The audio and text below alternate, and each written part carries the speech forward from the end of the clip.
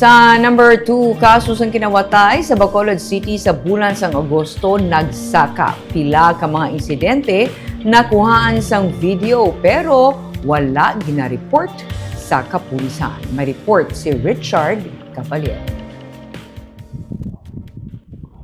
Sa kuha sa sininga CCTV sa CL Montelibano Street sa Barangay Villamonte sang Sabado, makita ang 3 ka menor de edad nga nagalakat.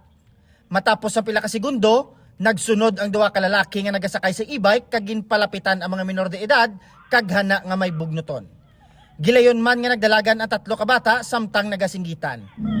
Makita pa sa video ang pagkadusmo sang lalaki gani wala na niya malagas ang mga kabataan.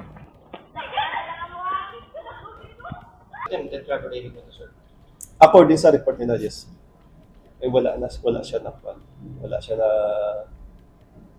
pagkuha sang gamit. Actually, ang sa 3 to kabata is una ginupdato nila ang anak nila sa pag-report sa pulis.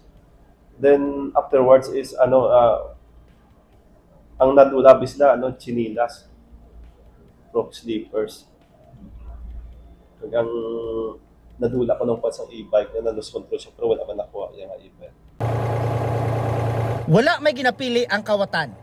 Nakuhaan man sa video ang paglagari isang 3 ka kawatan sang gate sa isa ka balay nga ginakaayo sa Barangay Tangob sang Domingo. Matapos nga makakas ang gate, gintuwangan nila inihakwat.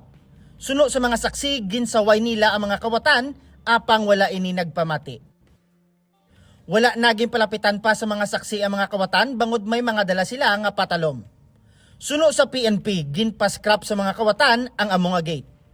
Ang sa gate, ma'am, is unluckily, wala siya na-report sa ato. Kadako, amo na ganing point, kadako sinasang gate para ibalik niya. Kadali, ito tani, dakpon ko na-report sa ato. Then, yung pakatuwa natin sa investigator natin as hindi naman interesado ang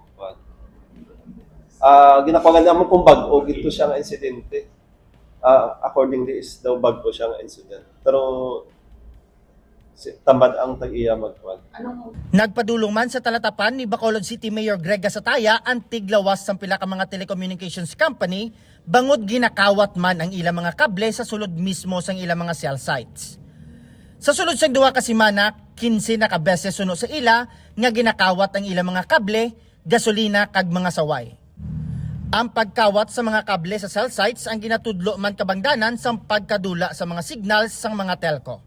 Kung lang tawon mo ang ini mga cell towers, remote places, either tama na sa kapunta, tama na kasulod nga wala pala palibot nga panimalay, so hulong doon gid siya nga bantayan sa pulis naton, which is quite a challenge para sa ila kay may iban man sila nga lugar ginarovingan. So that's one, beef up security, ginhambalan niya nga hambalon yung mga telcos, yung mga magdugang gid security.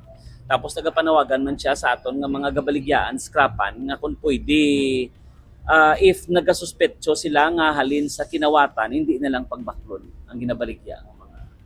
Ginareklamo man sa publiko ang pagkawat sa mga metal railing sa downtown area kag pila ka mga esplanade. Sa bulan sang Agosto, nagsaka sa 35% ang kaso sang kinawatay sa syudad, kagang halos parehas lang nga sospek ang ginatudlo.